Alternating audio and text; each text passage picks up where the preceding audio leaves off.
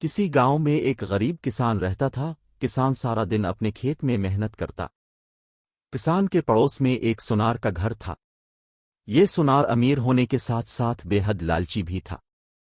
ایک مرتبہ کسان نے اپنے کھیت میں کدوآہے کی فصل اگائی۔ فصل بہت اچھی ہوئی اور کھیت بڑے بڑے کدوآہے سے بھر گیا۔ ایک کدو تو اتنا بڑا ہو گیا کہ اس جیسا کدو پہلے کسی نے نہیں دیکھا تھا۔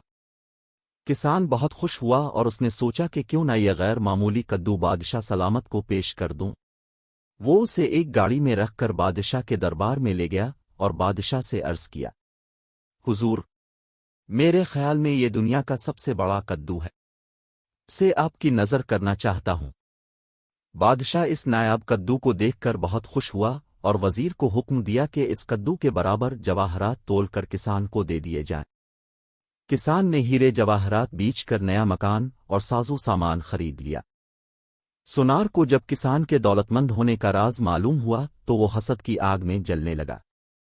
آخر اسے ایک ترکیب سوجھی۔ اس نے سوچا کہ اگر میں اپنے بنائے ہوئے خاص زیور بادشاہ کی خدمت میں پیش کروں گا تو بادشاہ مجھے بہت دولت دے گا۔ اس نے اپنے بنائے ہوئے خاص زیور پوٹلی میں باندھے۔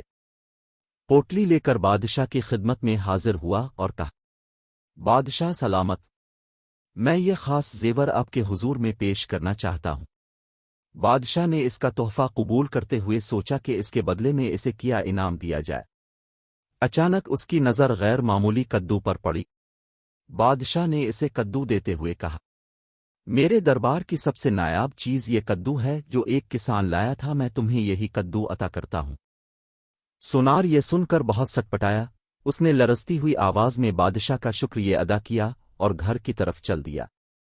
اس کے ذہن میں یہ جملہ گونج رہا تھا، لالچ بری بلا ہے،